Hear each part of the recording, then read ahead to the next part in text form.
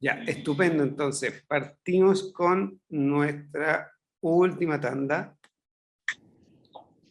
No, todavía nos quedan dos en realidad.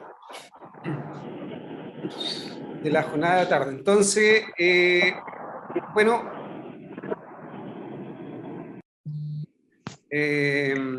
vamos a seguir con el programa, como les decía. Vamos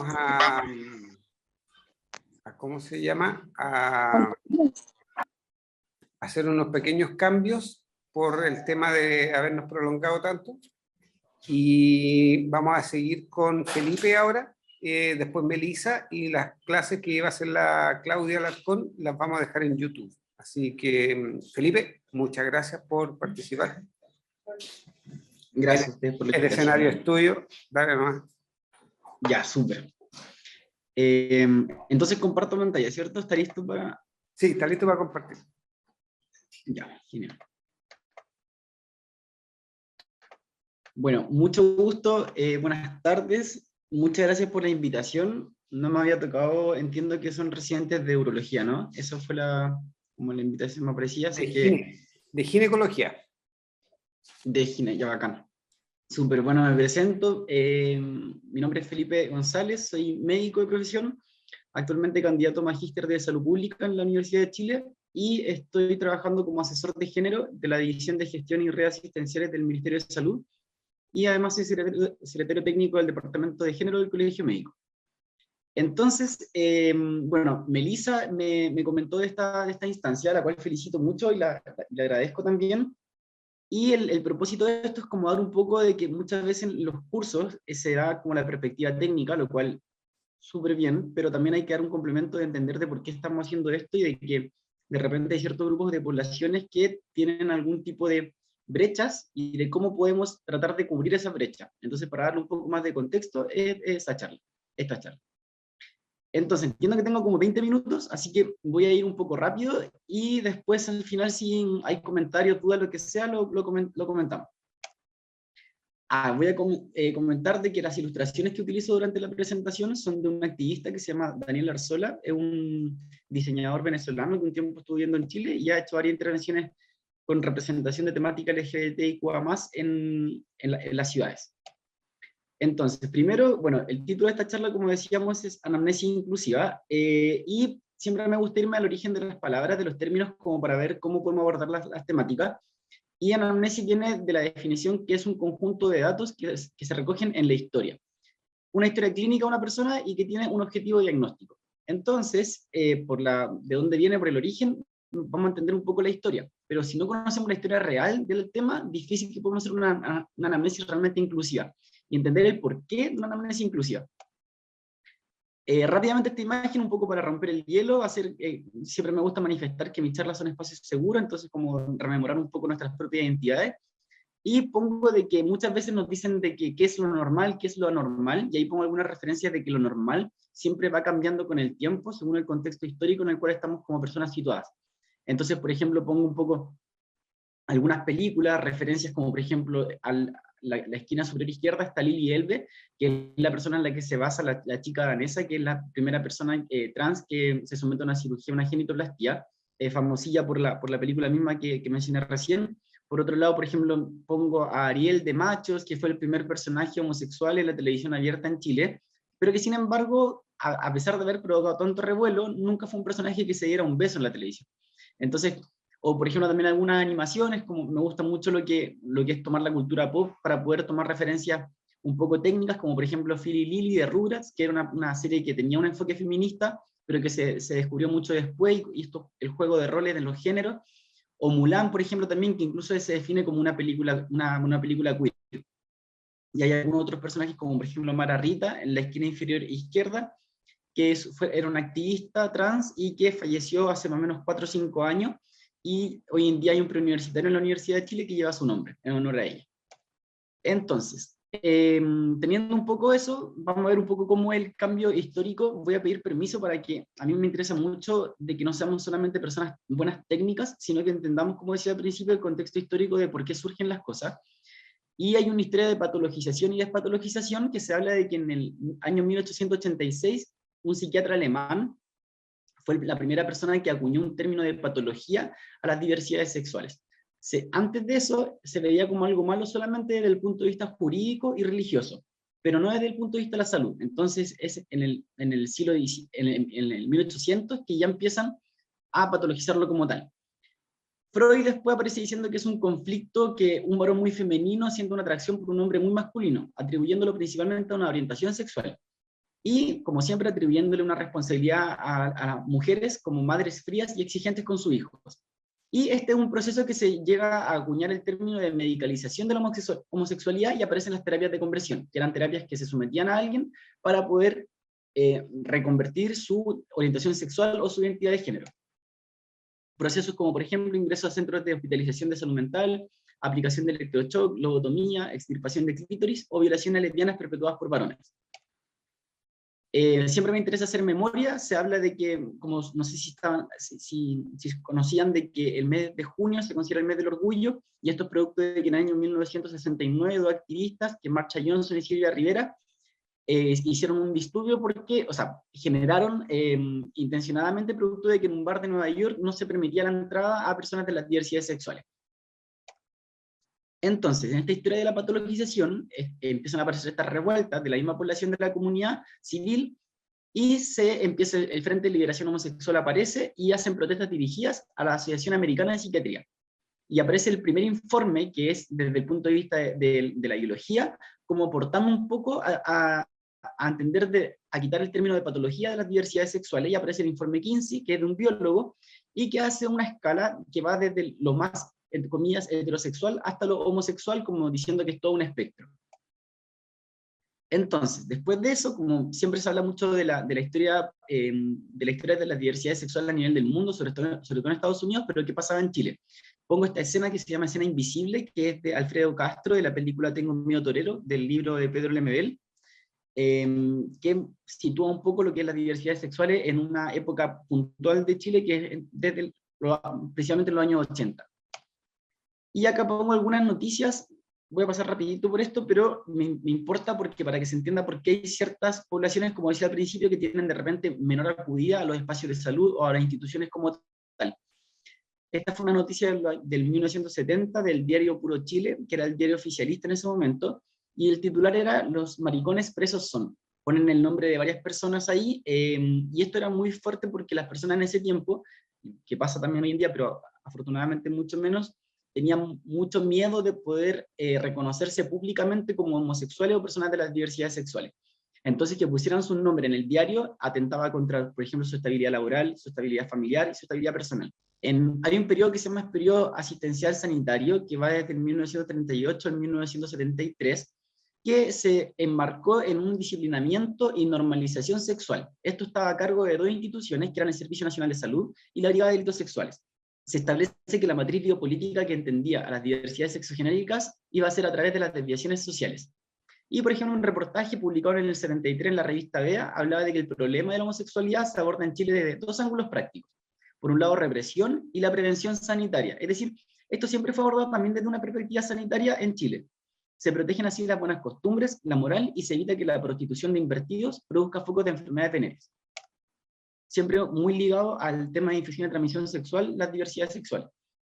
Y hay una marginalización al inicio de los 70, donde acá, por ejemplo, también es del diario Puro Chile. El que no desfila es Momio, pero lo que destaca acá es la noticia abajo que dice: disparen sobre el maraco del piano. Esto fue una persona, lo que destaco acá es que no ponen el nombre de la persona, y esto fue a propósito de una portada del 30 de marzo del 71. La persona en quien se referían era Ramón Lara Contreras, de 22 años, que fue mencionado como maricón en un antro de corrupción y vicio.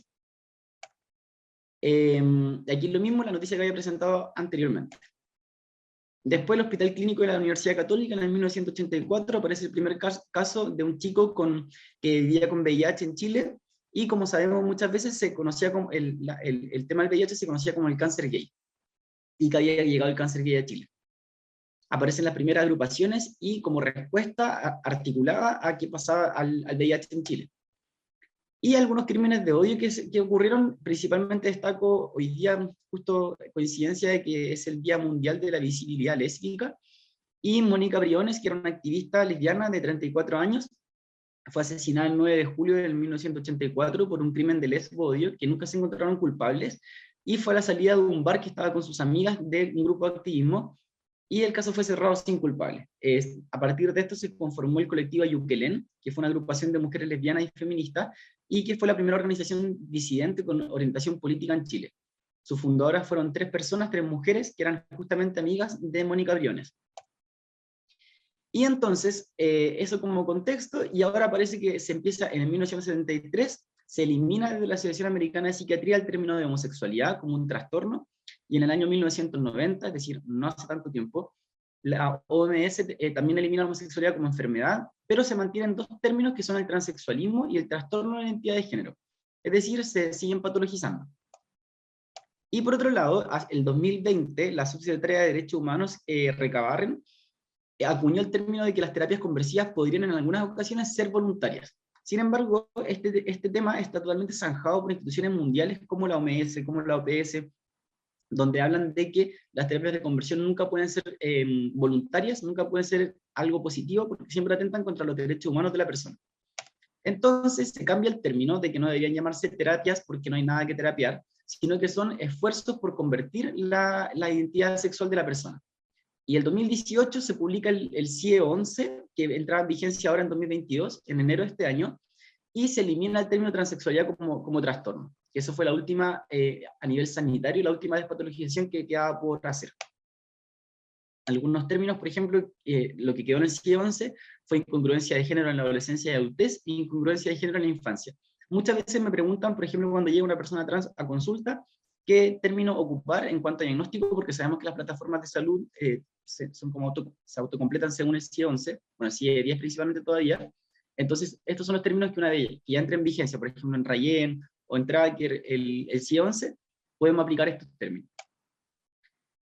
Y entonces los otros que también se mantienen son la no conformidad de género o variabilidad de esta, y uno que hace mucho ruido, que se conoce bastante, que es la disforia de género, pero que esto tiene que ver no con el CIE 11, sino que con el DSM-5. Así que se usa mucho más en salud mental. Entonces, habiendo dado este contexto, que perdón si lo hice muy rápido, pero por considerar el tiempo, tenemos la historia. Entonces, ¿cómo hacemos una anamnesis? Primero que todo, hay que reconocer que existen barreras específicas en salud. Primero, el acceso. Falta de programas de atención que aseguren necesidades específicas de esta comunidad, temor a la patologización. Históricamente, como lo decía en un principio, en el año 1886, un primer médico acuña el término de patología sexual a las diversidades sexuales, y eso cae muy fuerte en toda la comunidad, y porque hemos vivido muchos procesos de discriminación en espacios de consulta médica, y por lo tanto muy común que se pregunte a algún médico o médica que sea sensible con el tema. Entonces, como un lugar que sea libre de discriminación, que no siempre es algo totalmente seguro. Después, como segundo punto, los facilitadores para la atención. Aquí tenemos dos elementos, que por un lado se habla de competencia cultural y competencia curricular.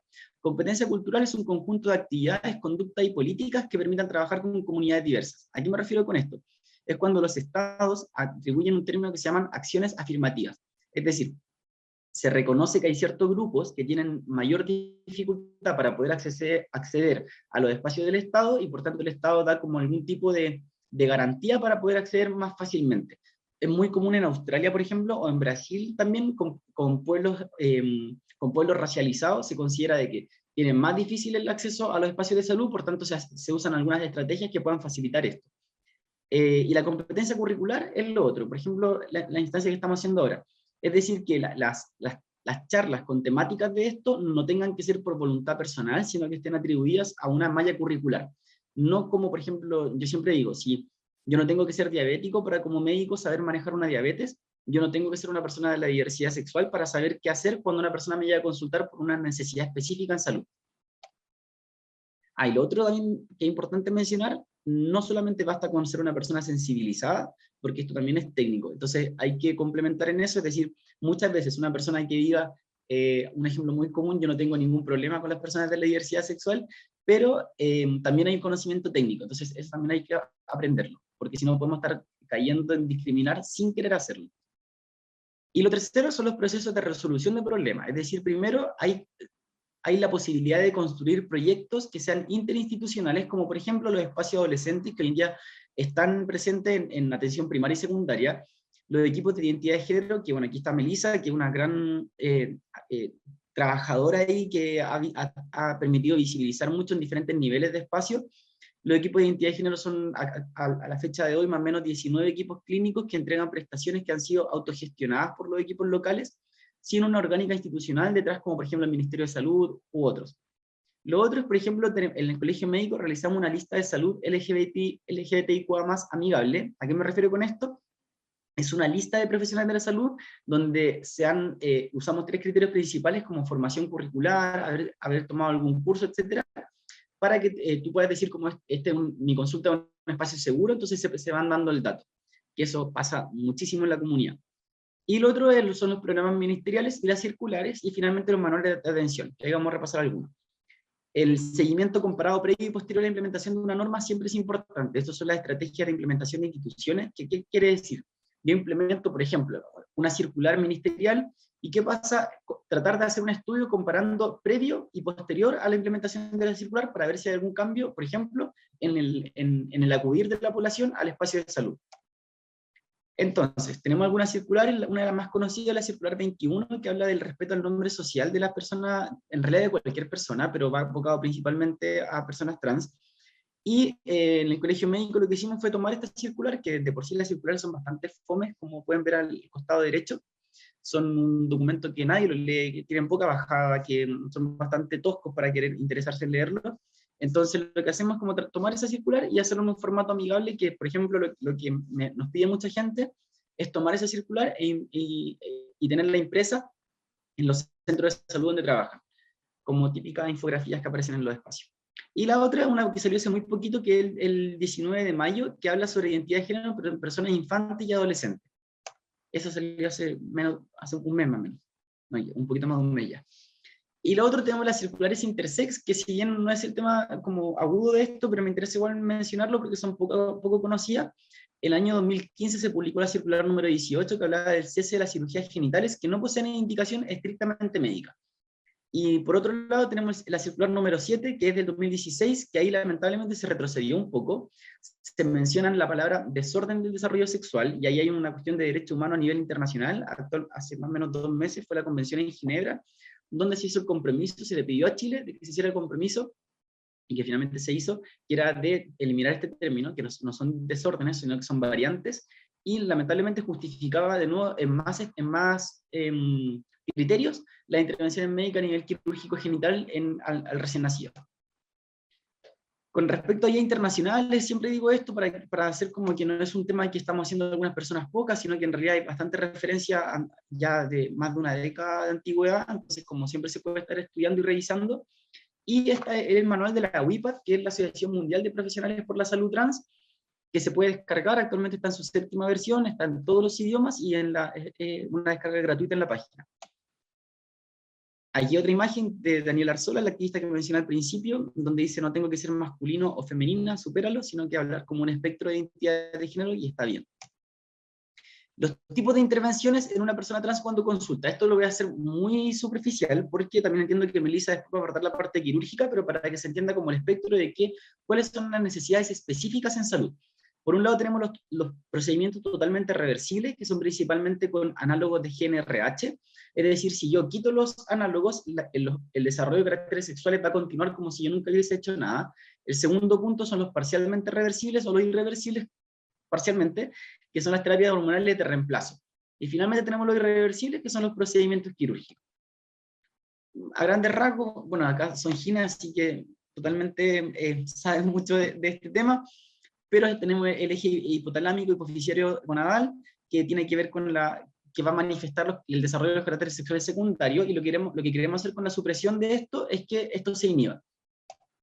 Principalmente las etapas de recomendación son las etapas 2 a 4 de Tanner, porque hablamos de que en esa etapa es cuando comienzan a aparecer los caracteres sexuales secundarios, y por ejemplo tenemos algunos como el desanchamiento de los hombros, por ejemplo, mandibular, el cambio óseo, la redistribución de la grasa, que algunos son más difíciles o más fáciles de poder cambiar mientras más va creciendo la persona.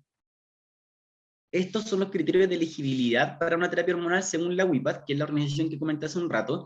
Sin embargo, por ejemplo, podemos ver disforia de género persistente y bien documentada, la capacidad de tomar una decisión completamente informada y dar consentimiento para el tratamiento, la mayoría de edad en un país determinado, si es más joven, sigue los criterios para adolescentes, y por último, las preocupaciones de salud mental, si están presentes, deben estar razonablemente bien controladas.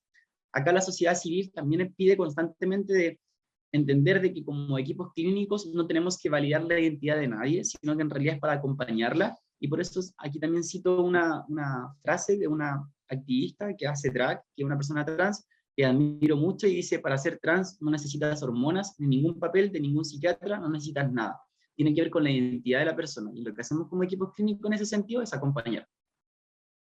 Entonces la supresión de la pubertad, como mencionaba recién, se recomienda, se sugiere etapas 2 a 3 de Tanner, peri 12 años, se ocupan análogos de GnRH que si bien son caros, tienen muy buenos beneficios, tienen poco efecto adverso, y una segunda opción serían los progestágenos, que es medroxiprogesterona, y ahí pongo como asterisco que también en realidad los análogos de GnRH se usan en otras situaciones, como el tratamiento de la pubertad precoz o el tratamiento de mioma uterino. Y después la segunda etapa, al principio hablamos de supresión, ahora te sería la de reemplazo, y tiene que ver con que aparezcan los caracteres sexuales secundarios del género de la persona. Es decir, si es un chico trans, por ejemplo, que aparezcan los caracteres sexuales secundarios masculinos, y en ese sentido usaríamos testosterona. El proceso hormonal en una mujer trans que lo desee, subrayo el desee porque no toda mujer trans va a querer pasar por algún proceso hormonal, pero cuando así lo desee, las recomendaciones son principalmente usar estradiol, se está usando mucho y se recomienda el parche transdérmico, y en el caso de una mujer trans también se recomienda usar análogos de GnRH porque la testosterona es una hormona muy fuerte, entonces suprimirla ayuda mucho al proceso, y en ese caso podemos usar como los análogos que mencionamos, o también, por ejemplo, algo que se usa, la espironolactona, en dosis de 100 a 300 miligramos día. Y por otro lado, en un proceso hormonal en un hombre trans que lo desee, no lo mencioné, pero esta imagen es de Lana Wachowski, que es directora de películas, por ejemplo, como Matrix, o también de Sense8, que está en Netflix, que las recomiendo mucho. Y en este caso, tenemos en un chico trans, lo que hacemos es la terapia con testosterona, el que se recomienda es el undecanoato, cada 12 semanas. Y aquí pongo también una referencia, el chico que fue el primer modelo que apareció en la revista Men's Health, una revista súper estereotipada, un hombre súper hiper, entendemos lo que es masculino, de mucho músculo, entonces creo que si bien, claro, es un estereotipo, pero hace una reivindicación gigante de que fue el primer hombre trans que apareció en esta revista. Los efectos físicos de la terapia de reemplazo hormonal tenemos que siempre estar con atención. Por ejemplo, los efectos masculinizantes de la testosterona es como anteceder a la persona que va a pasar la aparición de acné, el aumento de la masa muscular, el cese de la menstruación, que puede ocurrir entre 2 a 6 meses, y por otro lado los efectos de la feminización con el estrógeno, la redistribución de la grasa corporal, la disminución de la libido o la disminución también de la producción de esperma. Es un listado grande, pero ahí son como los principales y los tiempos que en cuanto irían apareciendo. Efecto adverso principal a tener en consideración en una mujer trans, siempre tener en cuenta las enfermedades tromboembólicas. Tenemos un caso, por ejemplo, en Chile, de una persona que haya fallecido por una situación de un TDP, donde podría estar atribuido probablemente al uso hormonal, pero como no tenemos un respaldo institucional de algo orgánico de esto, cuesta mucho más justificar realmente eso. Y en un hombre trans tenemos el control siempre con un hematocrito, porque puede aparecer una eritrocitosis. Y hay una diferenciación de otros diagnósticos que pueden aparecer como efecto adverso de la terapia. Genitoplastías, acá, bueno, viene Melissa, así que voy a dejar esa charla para que nos ilustre con una gigante charla de ella, pero a grandes rasgos, una de las cirugías que podemos tener son la orquiectomía, la histerectomía, la mastectomía, que son uno de los planes que se están haciendo a nivel MinSal que se pueden dar cobertura actualmente, la vaginoplastía, que ahí también hay una escuela acá en Chile de personas que ya lo están haciendo, y finalmente la faloplastía. Anamnesis inclusiva, teniendo todos esos antecedentes históricos y antecedentes técnicos, es lo que nos finalmente, ya los últimos 3 minutos de la charla. Primero, como sugerencias, siempre preguntar cómo quieres que te llame, y ni siquiera lo digo solamente con personas de la diversidad sexual, lo digo con cualquier persona. Hay muchas personas que se llaman, me llega una paciente de 60 años y que se llama María Rosa y no quiere que la llamen María, sino que quieren que la llamen Rosa. Creo que el nombre es algo tan individual, tan nuestro, que siempre tienen que llamarnos como quieren que nos llamemos. Entonces siempre primero preguntar cómo quieres que te llame. En ese término está el tema del nombre social, que se recomienda poner entre paréntesis la ficha clínica. El tema de con quién vive para reconocer la red de apoyo. Y que tiene pareja de médico por el tema de los efectos adversos que podrían presentar, antecedentes de hormonización. Hay muchas personas que acuden a hormonizaciones clandestinas, lo mismo con cirugía, el uso de silicona industrial actualmente se sigue practicando, el tema de hábitos que nos podrían aumentar los efectos adversos, principalmente el tabaco, anticonceptivos orales, misma causa, antecedentes familiares. Siempre pregunto por el tema de red de apoyo. A mí me tocó, por ejemplo, acompañar a una persona de 56 años que quería hacer el cambio a nivel registral de su nombre, del sexo registral en el carnet de identidad, y no tenía red de apoyo familiar, y me pidió a mí que como su médico que la estaba acompañando, la pudiera ayudar a ser su testigo en el cambio de nombre. Entonces pregunta por red de apoyo porque muchas veces no la van a tener. Lo otro, ocupación, es generar redes laborales con perspectiva de género. Siempre articularnos con instituciones como las municipalidades, con instituciones, hoy en día hay oficinas de género en muchas municipalidades, articularnos con ellas. Y los motivos de consulta, nunca asumir, siempre preguntar. Muchas veces se piensa que porque una persona, por ejemplo, es trans, viene a consultar por la terapia hormonal, de repente simplemente quiere una interconsulta de oftalmología. Entonces nunca asumir motivos de consulta, sino que preguntar. Y sí, pero si es que lo llegan a preguntar, saber qué decir, saber qué responder. Y para avanzar ya en lo último, bueno, esto fue un estudio que se hizo en Estados Unidos en el año 2020, en contexto de pandemia. Se hizo un reporte de que la población de lesbianas, gays, bisexuales y trans sobre los 50 años tenían el doble de probabilidades de no tener una red de apoyo. Y como sabemos, el tema de cuando está la cuarentena muy dura, las personas adultas mayores tenían, no sé si les pasó, por ejemplo, a mí con mis papás, yo le llevaba la mercadería como para que no salieran al supermercado, etcétera, son personas mayores. Entonces hablaban de que la población LGBT mayor de 50 años no tiene esas chances, porque lo más común es que sean personas sin una red de apoyo o que no tengan familiares de descendencia. Entonces era una dificultad, y también dificultad del contexto sanitario de la pandemia. Y esta imagen que pongo también se llama Red de Diversidad, que son todas las oficinas de diversidad sexual que tienen las municipalidades. Ahí sugiero que cualquier persona que esté trabajando y tenga de repente alguna duda, se pueda articular con estas oficinas porque entregan harta asesoría. Con respecto a exámenes, bueno, en base a los efectos adversos que se pueden presentar, que por ejemplo la eritrocitosis, los efectos tromboembólicos, pedir esos exámenes que nos podrían anteceder. Y otra cosa importante, la densitometría ósea, en el caso de cuando se usan análogos de GNRH. Finalmente, tenemos este catastro, que este no es el último que tenemos, el más actualizado, ahora el 2022, y desde el Ministerio de Salud hicimos un levantamiento de datos, que espero tenerlo completo ya en unas 2 semanas más. Le pedimos a todos los servicios que nos mandaran el tipo, por ejemplo, el número de personas bajo control, la lista de espera, las prestaciones que se entregan y las horas designadas de cada profesional que están entregando prestaciones en salud trans.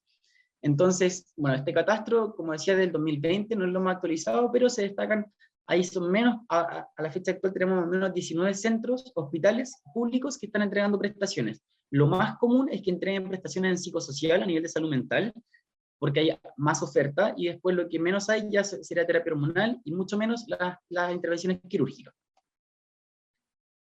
Hay algunos que se pueden ir reconociendo, tenemos algunos más localizados, otros más distribuidos. Y para terminar, siempre me gusta citar a Pedro Lemebel, que es una de mis referencias favoritas, y tiene un mensaje que dice: a usted le doy este mensaje y no es por mí, yo estoy viejo y su utopía es para las generaciones futuras. Hay tantos niños que van a nacer con una alita rota, compañero, que su revolución les dé un pedazo de cielo rojo para que puedan volar. Fue un fragmento del manifiesto, un texto leído por el poeta y activista Pedro Lemebel como una intervención en un acto político en septiembre del 86 en Santiago de Chile. Acá recordar que las personas trans hay de todas las edades, y ojalá que las personas que la han pasado mal, que ya son adultas, ojalá que los niños, niñas y niñas no tengan que pasarla mal como sus antecesores probablemente la pasaron. Así que ese es un poco el sentido de este texto. Y eso, perdón por lo rápido, pero era para atenerme a los 20 minutos, que creo que igual no lo logré, pero eso, le voy a entregar el mensaje. No, pero no importa, Felipe, súper bien. No, excelente, excelente, excelente, excelente. Comentarios, preguntas de la gente que está por Zoom o acá en el auditorio. Mientras piensen, yo te voy a hacer una pregunta, Felipe. Porque, ¿sabes qué? hemos conversado de repente con otros colegas y respecto, por ejemplo, al tema de orientación sexual, ¿cachai? Durante la entrevista, nosotros acá en ginecología, tenemos colegas que de repente aconsejan, o sea, que no es necesario conocer la orientación sexual, ¿cachai? De las personas que consultan, y otros que dicen que sí, ¿cachai? ¿Qué es lo que recomendáis tú? Yo recomiendo, más que dar la sugerencia de si hacerlo o no hacerlo, recomiendo tener muy clara la pertinencia de por qué hacerlo o no hacerlo. Porque yo podría decir hacerlo y quizá en un momento no va a ser necesario, y si digo no hacerlo, entonces me interesaría más que la gente lo tenga tan bien diferenciado que por sí misma pueda tomar la decisión. Entonces, como orientación sexual, claro, es la atracción sexual por otra persona, y finalmente la identidad de género es como yo reconozco mi identidad en el día a día. Entonces, si una persona me llega a consultar por ejemplo, consulta oftalmológica, porque quiero una interconsulta oftalmo, no le voy a preguntar por su orientación. Claro. No tiene ninguna incidencia en la consulta. Pero por eso digo, más que decir si hay que hacerlo o no hay que hacerlo, me interesa que el personal clínico lo tenga tan clara qué significa para que pueda tomar la decisión por sí misma. No creo que eso no puede ser una receta. Claro, o sea, yo lo pongo en el plano de la ginecología, ¿cachai? Que nosotros, por ejemplo, al preguntar, siempre preguntamos por actividad sexual y por anticoncepción. Entonces, por ejemplo, una colega nos decía que no era necesario, a mí me parecía súper lógico, que no era necesario conocer la orientación de la persona y había que preguntarle igual sí o sí anticoncepción, independiente de que fuese una mujer que tenía sexo con otras mujeres, porque resulta que no necesariamente era exclusivo y podía estar expuesta a tener actividad sexual con personas con pene, ¿cachai? Entonces, por eso había que hacer la pregunta sí o sí, independiente de la orientación. Entonces, el tema es que, claro, cuando tú no la haces, de repente, igual como para las personas, a mí me ha pasado varias veces que la pregunto igual y me dicen, no, es que no necesito porque soy lesbiana, ¿cachai? Entonces, de repente se sienten como un poco incómodas al recibir la pregunta porque como que se asume de que son heterosexuales, ¿cachai? Esa es como la escena. Ahí siempre, bueno, lo que han hecho, por ejemplo, que yo creo que es muy útil para ustedes, hay un manual que hicimos en el colegio médico que es sobre atenciones ginecológicas para mujeres lesbianas y bisexuales. Es un manual que está para descarga gratuita, se lo recomiendo mucho, y ahí también se hace el alcance de que hay prácticas sexuales que se practican entre mujeres lesbianas, por ejemplo, que podrían tener otros métodos de barrera, por ejemplo, o otros métodos de intereses, que ahí sí tendría salvedad poder consultarlo. Entonces, como en ámbito, porque ginecología también incluye prácticas sexuales, aunque no solamente siempre desde la prevención, sino que también desde otras cosas, incluso desde el placer. Entonces, una consulta que se sugiere preguntar incluso. Distinto el caso, claro, de otras consultas médicas, pero en ginecología la recomendación es que se consulte. Sí, estamos de acuerdo. ¿Preguntas? Quería recomendar, hay un médico, que es médico de familia de Uruguay, que se llama Daniel Márquez, también muy famosillo en Latinoamérica por llevar estos temas, y tiene una serie de videos en YouTube donde pone como juegos de roles, donde justamente preguntan esto. Ah, qué bueno. Vamos a darle un vistazo. Bien, ¿alguna otra pregunta? ¿Duda? ¿No? Bueno, Felipe, muchísimas gracias. Excelente presentación. Te pasaste. Lo último que quiero hacer antes de despedirme es dejarle este video que les comentaba recién para que lo puedan ver después. Ahí están, son varias escenas con diferentes tipos de consultas médicas y nada, es buenísimo. Y hay una consulta que es de ginecología donde llega una chica y que les puede servir mucho. Bacán. Ahí se los conté. Muchas gracias, Felipe. Te pasaste. No, de nada, un gusto y felicitaciones. Gracias a ti. Gracias, Feli. Meli. Nos vemos, un gusto. Chao. Que estén muy bien, chao, chao. Chao, Felipe.